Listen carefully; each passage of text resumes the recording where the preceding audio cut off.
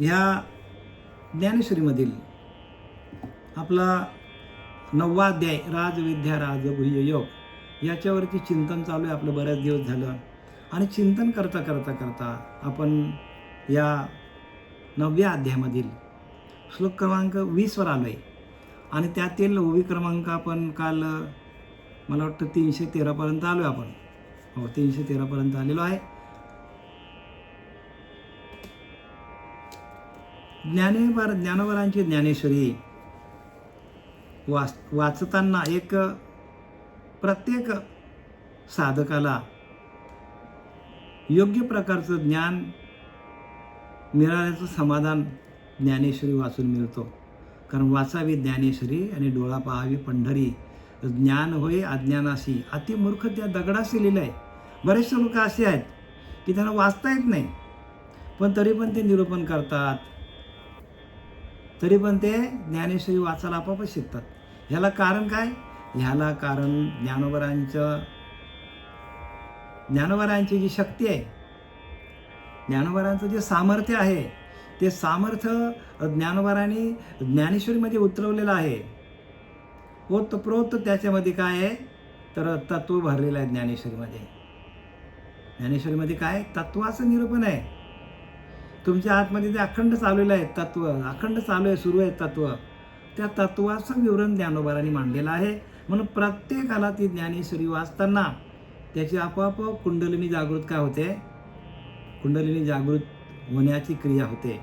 पण तसा गुरु असेल तर कुंडलिनी जागृत करणारा, डोक्यावर हात ठेवणारा, नेत्रकटाक्षाने कुंडलिनी जागृत करणारा, आलिंगन देऊन कुंडलिनी जागृत करणारा गुरु जीवनात आलं तरच त्याचं सार्थक आहे.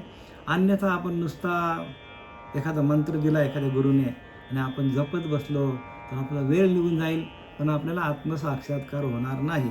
आणि आत्मसाक्षात्कार जोपर्यंत होत नाही तोपर्यंत केलेले सर्व कर्म निरर्थकम. आत्मसाक्षात्कार महत्त्वाचा आहे. आत्मानुभव, आत्मसाक्षात्कार, आत्मानंद या सगळ्या गोष्टी ज्या आहेत त्या आपल्याला या ज्ञानेश्वरीच्या माध्यमातून अनुभवाला येतात. आणि अनुभव आपला हाच गुरु आहे, अनुभव हाच आपला ब्रह्म आहे. अनुभव आला तर आपल्याला आलेले अनुभव लोकांना आपण सांगू शकतो. अनुभव नसेल तर नुसतंच वरवरची बडबड करून फायदा नाही. बरेचसे पंथ असे आहेत की ते अनुभव काही सांगतच नाही आणि लोकांना अडकून ठेवतात. आणि नंतर मग लोक वय झाल्यानंतर सैरा बाहेर पालतात इकडे तिकडे. त्याच्यापेक्षा ज्ञानोबारांनी ज्ञानेश्वरीमध्ये अनुभवलेले आहेत आणि ते प्रत्येकाने घ्यायला पाहिजे. दशक 9वा राजविद्या राजगुह्य योग आणि श्लोक क्रमांक 20 आणि त्यातील ओवी क्रमांक आहे 313. म्हणून मजवीन पाविजे स्वर्ग, म्हणून मजवीन पाविजे स्वर्ग, तो अज्ञानाचा पुण्यमार्ग, तो अज्ञानाचा पुण्यमार्ग. ज्ञानी येतात ते उपसर्ग हानी म्हणते. ज्ञानोबा का सांगतात ऐका. म्हणून मजवीन पाविजे जो स्वर्ग, म्हणजे एक मला परमात्म्याला सोडून, एका मला सोडून जे जे काय करतील ते सगळे काय करतात तर अपेक्षा वाढते त्यांची. म्हणजे फळाची अपेक्षा काय वाढते, स्वर्गातले सुख भोगायला मिळावे म्हणून माणूस काय करतो, शतवरी यज्ञ करतात. का तर 100 यज्ञ जर झाले तर माणसाला स्वर्गसुख मिळतो. पण ते स्वर्गसुख जरी मिळालं तरी भगवंत म्हणतो मी त्यांना भेटणार नाही. स्वर्गसुख भोगून माणसाला देवाची प्राप्ती होत नाही. देवाची प्राप्ती कधी होते तर देवाशी एकरूप होऊन त्याचं अखंड आपण चिंतन केलं, भजन केलं तर त्याची प्राप्ती आपल्याला होतो. आणि देव कुठे आहे? स्वर्गात आहे का? देव कुठे आहे? बाहेर आहे. देव आपल्या आतमध्येच आहे. मग आतमध्ये असलेल्या त्या परमात्मा पांडुरंगाला आपण जोपर्यंत भेटत नाही, त्याची अनुभूती येत नाही, तोपर्यंत सर्व कर्म निरर्थकम, सगळे केलेले कर्म फुकट आहेत. म्हणून मजवीन पाविजे स्वर्ग, म्हणून माझ्याशिवाय एखाद्याला स्वर्गसुख मिळाला, स्वर्गात गेला तो अज्ञानाचा पुण्यमार्ग. तो पुण्य आहे, पण अज्ञानामध्ये असताना एखाद्या माणसाला वाटतो की मला पुण्य भेटतो, पण नाही, तो अज्ञान आहे. एखाद्या माणसाला वाटतं की आपण खूप पुण्य केलं, पण तो अज्ञानातून केलं, जाणून नाही. म्हणून जाणते ने गुरु भजिजे, जाणून भक्ती करा. भक्ती जाणून करा, त्याचा अनुभूती यायला पाहिजे भक्तीची. आपल्याला अनुभव नसेल तर मग काय फायदा नाही हो. बरेच लोक असे आहेत, मी आजच्या प्रवचनातून बोललो पण मी स्पष्टपणे, की 50-50 वर्ष लोकांना माळा घालून झाल्या, तुळशी माळा, 60-60 वर्ष झाली, मराठी वेळ आली तरी त्यांना आत्मसाक्षात्कार काही कळत नाही. म्हणजे त्यांचं आयुष्य गेलं की ना, असाच गेलं की ना कोरडा. आणि म्हणून जीव शिव ऐक्य करीत तो सद्गुरू त्यांनाच म्हणायचा की जीवाचा ना शिवाचा ऐक्य होऊन अष्टसात्विक भाव होतात. अंगी रोमांच रवरवीत, स्वेदबिंदू डळमळीत, चित्त चैतन्य द्रवत, त्याने सद्गदित पाय वाचा सद्गदित होतो.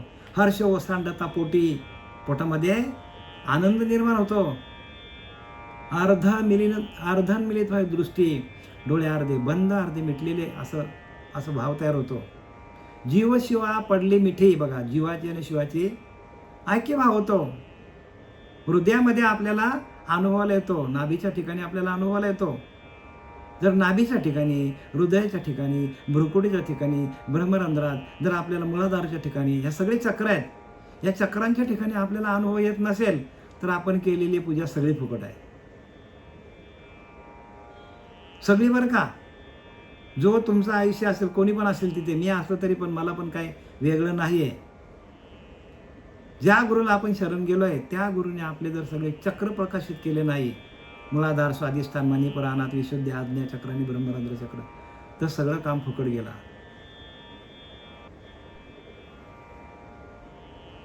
म्हणून जन्माला आल्यानंतर माणसाने काय करायला पाहिजे, तशा सद्गुरूला शरण जायला पाहिजे. आणि आपण त्या तत्वदर्शी गुरुला शरण गेल्यानंतर आपल्याला प्रत्यक्ष अनुभूती येते.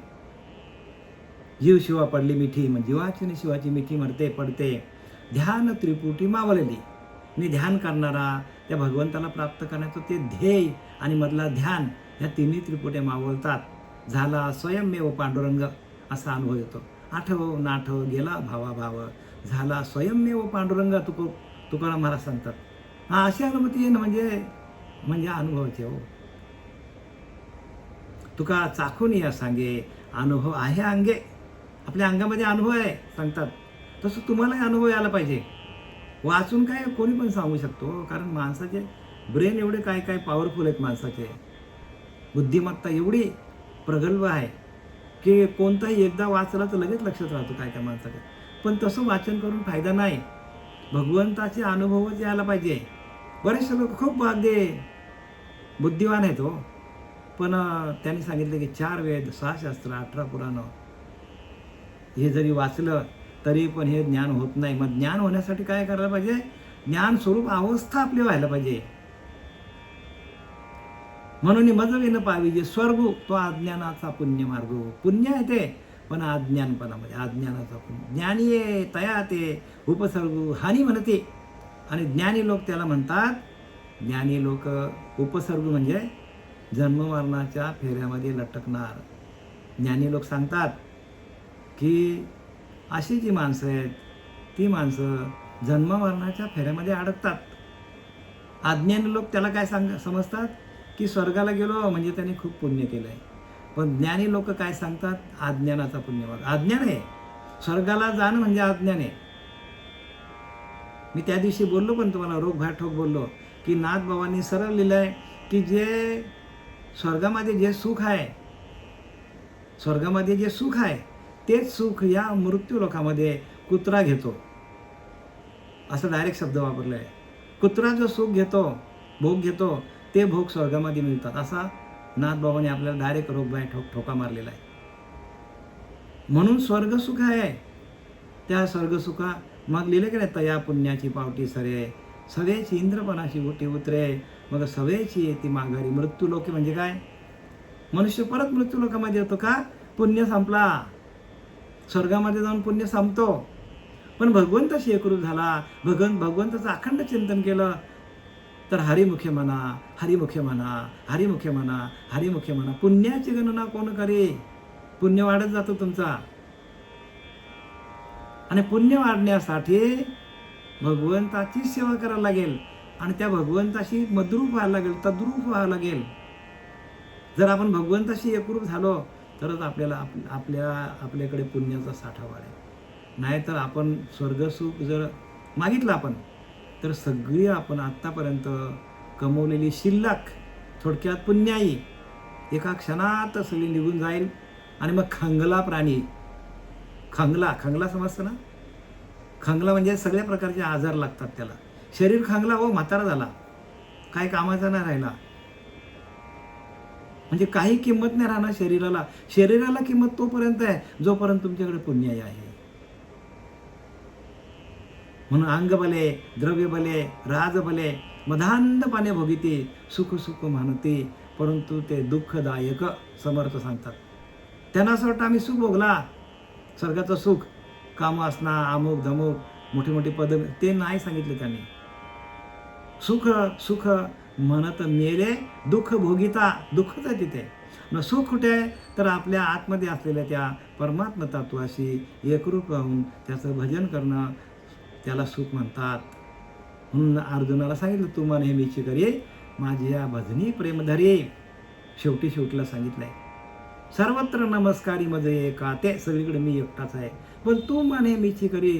तुझं मन काय कर, माझ्याशी मद्रूप कर आणि माझ्या भजनी प्रेम धरी, माझ्या भजनावर प्रेम धर. माझ्यावर नको प्रेम लावतो, पण माझा जो भजन चालू आहे तुझ्या आतमध्ये, त्या भजनावरती तू आरूढ हो, त्या भजनाचा आनंद घे. प्रत्येकाने भजनाचा आनंद घ्यायचा. ज्ञान काय? सगळे ज्ञान येतो, कोण ज्ञानी नाही? प्रत्येक माणूस ज्ञानीच आहे. पण अज्ञान काढण्यासाठी आत्मज्ञान पाहिजे. म्हणून मजविन पाविजी स्वर्ग तो अज्ञानाचा पुण्यमार्ग, ज्ञानी तया उपसर्ग हानी म्हणते. आणि ज्ञानी लोक त्याला काय करतात, तर जन्ममरणाच्या फेऱ्यात पडून त्या माणसाची हानी होते. हे ज्ञानी लोकांना माहिती आहे की आपण स्वर्गसुख भोगला तर आपली शिल्लक संपेल, पुण्याई संपेल आणि परत आपल्याला मृत्यू लोकांमध्ये यावं लागेल. आणि तो पण मनुष्य देह मिळणार नाही. मग कोणता? पशुचा, पक्ष्याचा, झाडाचा, का असेल ते, अंडाचा, स्वेद, जाराचा, उद्भिद, कुठलाही जन्म मिळू शकतो कर्माप्रमाणे. एरवी तरी नरकीचे सुख पाहुणे स्वर्गा नामकी सुख, एरवी तरी नरकीचे दुःख पाहुणे स्वर्गा नामकी सुख, वाचून नित्यानंद गा निर्दोष ते स्वरूप माझे. बघा, आता स्वरूपाची ओळख दिली भगवंतानी. भगवंत सांगतो स्वरूप कसं माझं आहे, तर वाचून नित्यानंद गा, सातत्याने आनंद स्वरूप अवस्था आहे. निर्दोष, कोणताच दोष नाही त्या ठिकाणी. एरवी तरी नरकीचे दुःख पावणे स्वर्गा नामकी सुख. काय सांगतात? सहज विचार केला तर नरकातील दुःखाच्या मानाने स्वर्गातील सुख म्हणता येईल. परंतु बघा, परंतु शब्द काय आला? परंतु या दोहो शिवाय अखंड आनंद आहे व निर्दोष असे जे माझे सुख आहे ते माझे खरे स्वरूप आहे. म्हणजे काय की दुःख पण नाही आणि सुख पण नाही, मधली अवस्था जी आहे आनंद स्वरूप, त्या अवस्थेला जाणं म्हणजे स्वरूपाला प्राप्त होणे. सुखी संतोषानं यावे, दुःखी विषादानं भजावे आणि लाभ न धरावे मनामध्ये. लाभ धरायचा नाही. लाभ हानी जी आहे ते आपल्याला काही स्पर्श करू शकत नाही. पण कधी जर आपण भगवंताच्या नामस्मरण करता करता त्या आत्मानंदामध्ये आपण गेलो तरच. मग आत्मानंद हाच आपला काय स्वरूप आहे. म्हणून स्वानंद सुख निवासी सच्चिदानंद सद्गुरू श्रीपाद बाबा, सद्गुरू रामदास बाबा, सद्गुरू नारायण बाबा, सद्गुरू पांडुरंग दिवेकर बाबा, स्वानंद सुख निवासी म्हणजे स्वतःच्या आनंदामध्ये सुखी असणारे स्वानंद सुख निवासी. स्वतःच्या जो ओरिजिनल आनंद आपल्याकडे आतमध्ये आहे, हृदयामध्ये, आपल्या अंतःकरणामध्ये, त्या ओरिजिनल असलेल्या आनंदाला आपण प्राप्त होतो ध्यान करता करता. आणि त्या तो सुख आपण काय करतो, तो सुख हा साधक काय करतो, भोगतो. म्हणजे त्या सुखाची अनुभूती येते आपल्याला. म्हणून स्वानंद सुख निवासी सच्चिदानंद, शाश्वत आनंद. की जो आनंद कधीही त्याचा कधीही भंग होत नाही, जो आनंद कधीही शिणला जात नाही, ज्या आनंदाला दुःख स्पर्श करू शकत नाही, ज्या आनंदाला सुख स्पर्श करू शकत नाही, असं ते आनंद आहे. नित्य आनंद कसा आहे? नित्य आहे. भगवंत नित्य आहे, आनंद नित्य आहे. आपण जरी गेलो तरी आपल्यातला आनंद स्वरूप अवस्था जी आहे ती प्रत्येक जीवाची तशीच राहते. पण पण होतो काय? मनुष्य ध्याला आलो तर त्याची आपल्याला अनुभूती येईल. आणि इतर जन्माला गेलो, इतर योनीच्या ठाई विचारच नाही हो. त्यांना काय? फक्त आहार, निंद्रा, भय आणि मैथून, खायचा, प्यायचा, झोपायचा, भोग घ्यायचा एवढं. त्याच्या पलीकडं त्या योनीमध्ये बाकी काही सुख नाही. म्हणून नरदेह जो मिळालेला आहे तो आपल्याला भगवंताचं नामस्मरण करता करता आनंद स्वरूप अवस्था, ब्रह्मानंद अवस्था, त्या अवस्थेला जाणं म्हणजे खरी भक्ती. लक्षात घ्या. परत सांगतो, आपल्याला जो नरदेह मिळालेला आहे त्या नरदेहाच्या द्वारे आपण भजनानंदामध्ये जाऊन भजन करता करता, भगवंताचं नामचिंतन करता त्या आनंद स्वरूप अवस्थेला, त्या परमानंद स्वरूपाला, त्या सदा स्वरूपानुसंधान अखंड आपला अनुसंधान चालू असेल. आणि अनुसंधानातून आपल्याला जे सुख मिळतं, जे समाधान मिळते, जे शांती मिळते, त्या शांतीला परब्रह्म म्हणतात. व्याख्या संपली. सोपं आहे बरं का? एकदम सोपं आहे. पण त्या प्रक्रिया जमल्या पाहिजे. काय जमलं पाहिजे? प्रक्रिया. एरवी तरी नरकीचे दुःख पावणे स्वर्गा की नाम सुख, वाचून नित्यानंद गा निर्दोष ते स्वरूप. निर्दोष माझं स्वरूप. माझं स्वरूप कसं आहे? निर्दोष आहे, त्याच्याकडे कोणतंच दोष नाही हो. आणि ते माझं स्वरूप आहे. आणि ते स्वरूप 4थ्या अध्यायामध्ये ज्ञानोबा सांगतात, जाणीव जेथे निघे विचार मागुता पावली निघे तर्को आणि निघांगी जायच्या अर्जुना तया नाव ज्ञान येर प्रपंच हे विज्ञान तेथे सत्यबुद्धी हा ज्ञान जाण आता अज्ञानावघे हरपे विज्ञान निश्चित करपे. आणि ज्ञान ते स्वरूपी होऊन जायचे. आपल्या आत्मस्वरूपाशी एकरूप होणं ह्याला ज्ञान म्हणतात.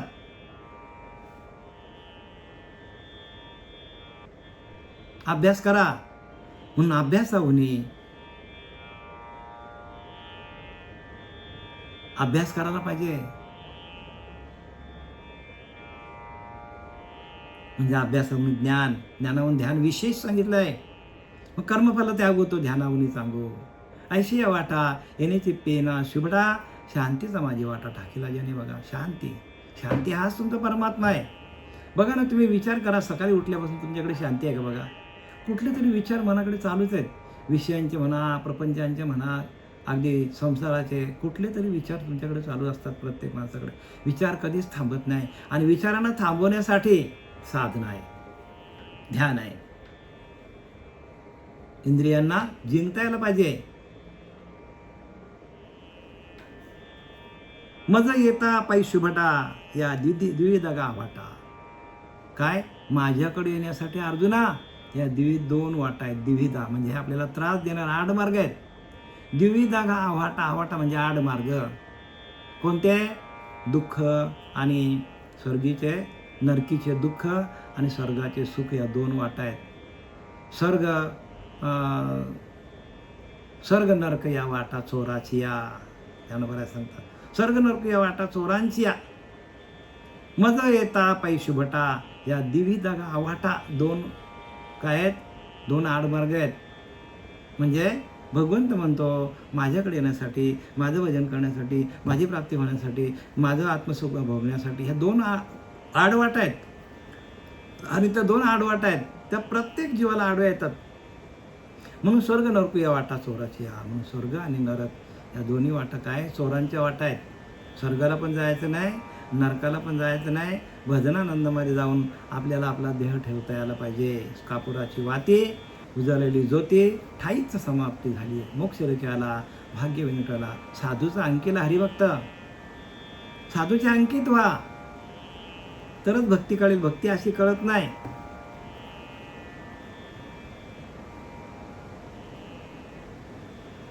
स्वर्गा पुण्यात्मक पापे जायचे, पापात्मक पापे नरका जायचे.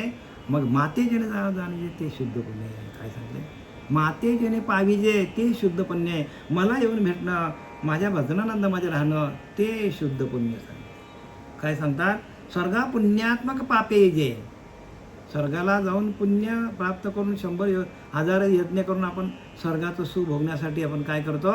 स्वर्गा पुण्यात्मक पापे जे पुण्यात्मक पापे, पुण्य करतो पण पापच करतो तो. का? तर स्वर्गाला जायची इच्छा आहे त्याच्याकडं, आणि स्वर्गामध्ये गेल्यावर भोग भोगायचं त्याला. तिथे रंभा उर्वशी सगळ्या आहेत तिथे. मोठे मोठे काय आहेत तिकडे? बागा आहेत मोठ्या मोठ्या. म्हणजे एवढं सुंदर वातावरण तिथे. त्या वातावरणामध्ये माणूस काय करतो? भांबावून जातो आणि भगवंताचं नाम विसरताना सगळे भोग घेतो. आणि मग तो आत्मा काय करतो? झालेली शिल्लक, आपली कमवलेली शिल्लक या मनुष्य देहाला येऊनच माणसाला पुण्य जमा करता येतो. आणि म्हणून संत येतात अवतार घेऊन आणि लोकांना मार्गाला लावतात, आणि त्या भरगच्च असा ते पुण्य घेऊन जातात वरती. श्रीपाद बाबा, रामदास बाबा, नारायण बाबा, नाना बाबा हे पुण्य घेऊन गेले हो. पुण्य तुम्हाला इथेच बरं का, पुण्य तुम्हाला मृत्यू लोकामध्ये पुण्याचा साठा करता येतो. दुसऱ्यांना मदत करा.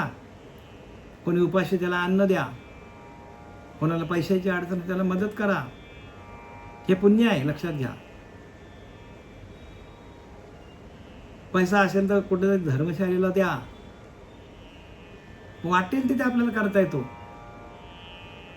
मनुष्य देहाला येऊन आपल्याला पुण्य जमा करता येतो. मग सगळ्यात महत्त्वाचं पुण्य कोणतं आहे? हे जरी केलं तरी पण ते खरं पुण्य नाही. खरं पुण्य कशाला म्हणतात? तर हरिमुखे म्हणा, हरिमुखे म्हणा, पुण्याची गणना कोण करी. भगवंताच्या नामस्मरणातून जी जी कर्म करता बरं का, तरी उचित कर्मे आघवी तुवा आचरुणी मजा अर्पावी, आणि चित्तवृत्ती विनासावी आत्मरूपी. उचित कर्मे आघवी, उंच उंच उंच उंच प्रकारची, म्हणजे ज्याच्यामध्ये उच्च प्रकारची कर्म कर, चांगल्या प्रकारची कर्म कर. उचित कर्म आघवी तुवा आचरुणी मजा अर्पावी. कर्माचं आचरण कर, पण ते कर्म तुझ्याजवळ ठेवू नको. मला समर्पण कर, भगवंत म्हणतो. तुझ्याजवळ ठेवू नको. कारण तू कर्माचं गाठवलं तुझ्याजवळ ठेवलं तर तुला काय होईल? गर्व होईल, अहंकार होईल. आणि अहंकाराने नाडला तुका म्हणे फुकट गेला, वाया गेला. म्हणून उचित कर्मे आघवी तुवा आचरुणी मज अर्पावी, परिचित्त वृत्ती विनासावी आत्मस्वरूपी. परंतु तुमचं चित्त आहे त्या आत्म्याच्या ठिकाणी स्थिर करा. एवढा सोपा उपाय सांगितला आहे. पण हे कोण करतो? कारण कोणाला माहीत नाही, कोणी सांगणारा नाही. गुरु केलंय, गावाला आहे माझा गुरु, 2 वर्ष झाली, 1 वर्ष झाला, सामान्य झाला. एकदा जाऊन गुरुला भेटायचा, पायावर त्यांच्या डोकं ठेवायचं आणि घरी यायचं, माझा गुरु आहे.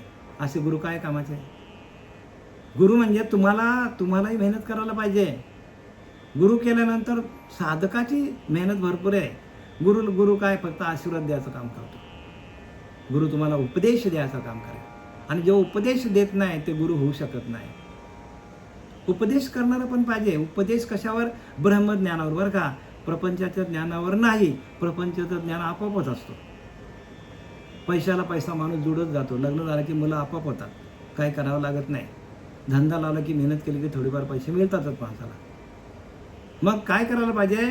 तर आपण काय करायला पाहिजे? भगवंताचं नामस्मरण, आणि त्या नामस्मरणातून आपली कर्म व्हायला पाहिजे. कर्म कशातून व्हायला पाहिजे? नामस्मरणातून. सदन कसायचं तुम्हाला मी सांगितलं प्रवचनातून. धंदा कसला कसायचा, पण नामस्मरण निरंतर होतं त्याचं. निरंतर नाम घ्यायचा. का? झोळीत आपल्या त्या तराजूमध्ये त्याने मांसाचा तुकडा टाकल्या लगेच त्याच्यामध्ये काय करायचं? तेवढं बरोबर तेवढाच झोपला जायचा, पण त्याचं नामस्मरण यायचं. आणि त्या शालिग्राम दगडाला एवढा आनंद वाटायचा. भगवंत एकदम डोलायचा, अरे वा नाही माझं नामस्मरण करतो. पण काम कसला करतो? खाटकाचं काम करतो. पण तरी भगवंताने त्याला काय केलं? या मायेजाळातून निवृत्त केलं. भगवंताने सेवा केली त्याची. भगवंत सेवा करतो आपली, पण आपण कर्म तसे करायला पाहिजे. कर्म करताना भगवंताचं नामस्मरण व्हायला पाहिजे. स्वर्गा पुण्यात्मक पापी जय, पापात्मक पापी नरका जाणी जय. मग माते जेणे जाणी ते शुद्ध. मला जाणणं, माझ्याशी एकरूप होणं, माझं भजन करणं, माझं आत्मसुख संपादन करणं, हे काय? ते शुद्ध पुण्य ते आहे. स्वर्गाला जाणं पुण्य नाही सांगितलं आहे. पापात्मक पापे नरका जाईजे. पण माते जेणे जाणी ते शुद्ध. मग माते जेणे जाणी जे मला जाणणं आणि माझं भजन करणं आणि माझ्या आत्मानंदामध्ये जाणं, हे काय आहे? हे शुद्ध पुण्य आहे. आणि त्या शुद्ध पुण्य आपल्याला प्रत्येक जीवाला शुद्ध पुण्य कमवता यायला पाहिजे. आणि मज माझे असता ज्याने मी दुरावे पांडू स्वतः. ते पुण्य ऐसे म्हणतात. जीभ न तुटे काय काय सांगतात, मज माझे असता जेणे मी दुरावे पंडित होता. भगवंत सांगतो अर्जुनाला म्हणजे आपल्याला सांगतो बरं का, आपल्याला सांगतो भगवंत, मज माझे असता आणि मज माझे असता, माझ्यामध्येच तुम्ही आहात. संपूर्ण जग माझ्यामध्ये सामावलेलं आहे. नवे नवे जगामध्ये मी सामावलेलं आहे आणि माझ्यामध्ये जग सामावलेलं आहे. मी आणि जग वेगळा नाहीये. एरवी तरी सर्वत्र मीच असे, सगळीकडे मीच भरलेला आहे.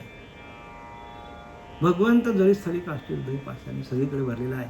पण त्याची ओळख घेण्यासाठी आपल्याला काय करायला पाहिजे, आत बाहेर मिया कोंदले, जग निखिल माझेशी होतले, की कैसे कर्म आडवा आले, जे मीच नाही म्हणते बघा, भगवंत नाही म्हणतात.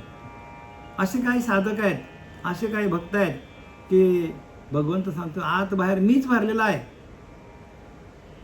आत पण आणि मी पण बाहेर पण मीच भरलेला आहे. जग निखिल माझेच ओतले. जग काय केलं आहे, मीच त्या जगाला तयार केलेलं आहे संपूर्ण. पण की कैसे कर्म आडवा आले, मीच नाही म्हणते. माणसाचं कर्म आडवे येतात आणि भगवंत दिसत नाही. म्हणून कर्म केलेचे करावे, ध्यान धरलेच धरावे आणि विवरलेची विवरावे. पुन्हा पुन्हा निरूपण, परत परत विवरण करा. जे निरूपण इथून तुम्हाला सांगितलं जातं, सद्गुरू सच्चिदानंद सद्गुरू श्रीपाद बाबा, रामदास बाबा, नारायण बाबा, नाना बाबा, पांडुरंग देवेकर बाबा यांच्या कृपा आशीर्वादातून वादातून तुम्हाला जे काय निरूपण दिलं जातं ते परत परत रिपीट करा. ऐकलेचे ऐकावे, पुन्हा पुन्हा ऐकावे, या नाव निरूपण. निरूपण कशाला म्हणतात, परत परत ऐकावं, एकदा ऐकून नाही, परत परत परत परत ऐका. त्याचा अर्थ लागत नाही तोपर्यंत ऐका. 2 वेळा ऐका, 4 वेळा ऐका, 10 वेळा ऐका, पण ऐका. ऐकलेचे ऐकावे, पुन्हा पुन्हा ऐकावे, या नाव निरूपण. निरूपण कशाला म्हणतात, परत परत परत परत ऐकायचं आपलं. जसं जसं आपण ऐकत जाणार तसं तसं आपली प्रज्ञा जागृत होणार. काय होणार, प्रज्ञा जागृत होतो आपली. एकदा का प्रज्ञा जागृत झाली का तुम्ही मोकळे होता. प्रत्येक माणूस हा मोकळा व्हायला बघतो या सुखदुःखातून, या जन्म मारण्याच्या फेऱ्यातून. प्रत्येकाला मुक्त व्हायचं आहे आणि मुक्त होण्याचा एकमेव मार्ग काय तर एकमेव मार्ग म्हणजे भजन आहे बरं का, भजन. आणि मज माझे असतं बघा, माझ्यामध्येच तुम्ही आहात. जेणे मी दुरावे पंडूस होता. अरे अर्जुना, माझ्यामध्येच तुम्ही आज, सगळं सगळं जग माझ्यामध्येच आहे. जेणे मी दुरावे पंडूस होता. आणि लोक माझ्यापासून खूप लांब राहतात. मी त्यांच्या आतमध्येच आहे. मी सर्वांच्या हृदय हेरे तरी सर्वांच्या हृदय देशी, मी अमुकाय ऐशी, जी बुद्धीस पर्याहरनिशी ते वस्तुगामी. हेरवी तरी सर्वांच्या हृदय देशी, मी अमुक आहे ऐशी, जी बुद्धीस पर्याहरनिशी ते वस्तुगामी. बघा, पण संता संते वसता, योग ज्ञाने पैसता, गुरुचरण उपासिता वैराग्यशी. संता संते वसता, संतांची संगत धरली. योग ज्ञाने पैसता. योग म्हणजे काय, योग म्हणजे जोडणे, आत्म्याचं परमात्म्याशी मिलन करून देणं, याला योग म्हणतात. आणि ती योग कोणी करत नाही बरं का. आपले श्रीपाद बाबा, रामदास बाबा आले, आनंद संप्रदाय, त्यांनीच हे लोकांना मार्ग दाखवला. बाकी लोकांना काही मार्ग नाही आहे, माहीतच नाही, तर काय करणार त्याला. म्हणून अवताराला आले हो.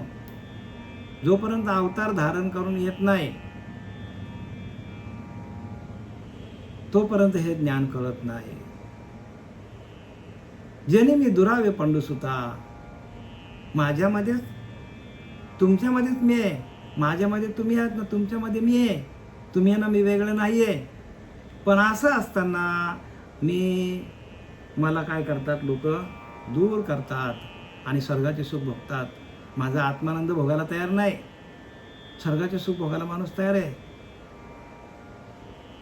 आणि स्वर्गाचे सुख भोगून काय करतो, स्वतःच कमावलेली पुण्याई काय करतो, संपवून टाकतो. आणि एकदा का पुण्याई संपली का समर्थ सांगतात, खंगला प्राणी. खंगला म्हणजे पार कामातून गेला तो, कारण त्याच्याकडे शिल्लकच नाही राहिली. एखादा माणूस भिकारी कसा होतो, श्रीमंत माणूस आहे आणि एकदम अचानक भिकारी झाला. जसा त्या याच्यामध्ये भिक्षुगीतामध्ये, भिक्षुगीता आहे ना आता आपला नाथ भागवत, त्याच्यामध्ये एवढा श्रीमंत माणूस पण अत्यंत कंजूस माणूस पण भिकारी झाला हो. करोड रुपये अब्ज रुपये असतील त्याच्याकडे, पण एकदम एक नंबरचा भिकारी झाला, रस्त्यावर भीक मागायला लागला. विचार करा. तसा माणूस काय करतो, पुण्याई संपली, सर्वसामान्य माणसाची पुण्याई संपली का माणसाला कुठे यावं लागतो, मग सवेशी यावे लागे मृत्यू लोकी. मृत्यू लोकामध्ये कुठल्याही जन्माला यावं लागतो आणि शिल्लक आहे तोपर्यंत काही होणार नाही.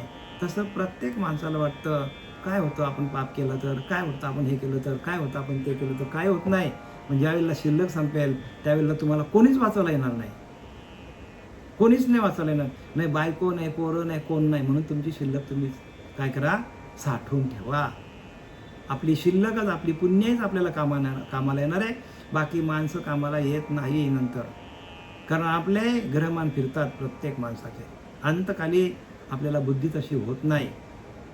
आणि ज्याचं अखंड भजन चालू आहे त्याला कोणाचीच गरज नाही. तो म्हणतो भगवंत मी देवाचा ना देव माझा, सत्य ही माझी वाचा. बघा, मी देवाचा आणि देव माझा, सत्य ही माझी वाचा. देव माझा आणि मी देवाचा, याच्या पलीकडे मला काय सुचत नाही.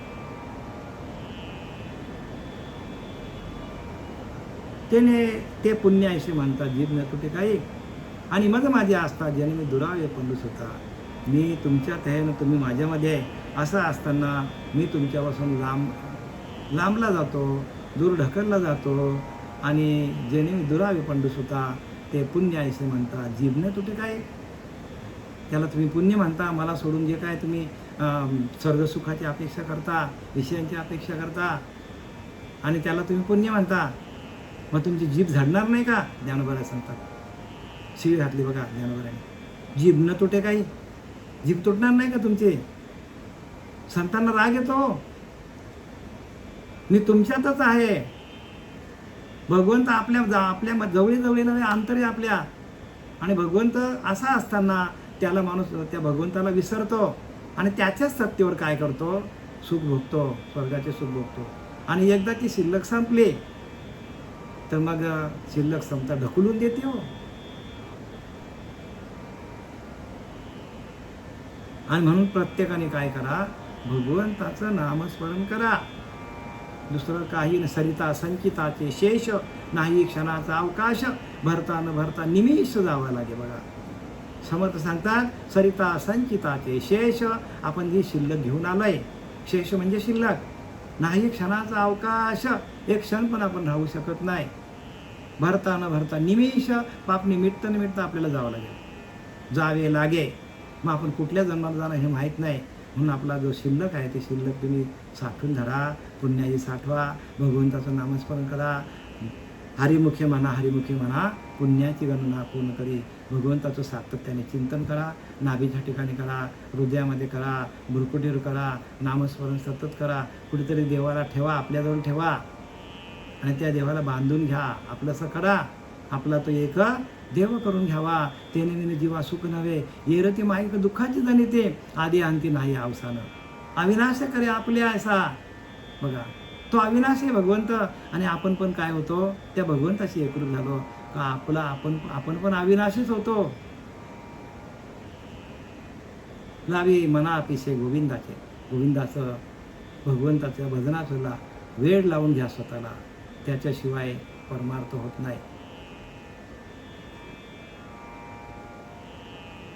झालेली सेवा आपले सच्चिदानंद सद्गुरू श्रीपाद बाबा, सच्चिदानंद सद्गुरू रामदास बाबा, सच्चिदानंद सद्गुरू नारायण बाबा, सच्चिदानंद सद्गुरू रोहिदास बाबा, सच्चिदानंद सद्गुरू नाना बाबा, सच्चिदानंद सद्गुरू पांडुरंग दिवेकर बाबा, सच्चिदानंद सद्गुरू आपले शरद महाराज, आपले प्रकाश महाराज, आपले जयारी बाबा, नारायण बाबा, या सर्वांच्या चरणी झालेली सेवा मी समर्पित करीत आहे.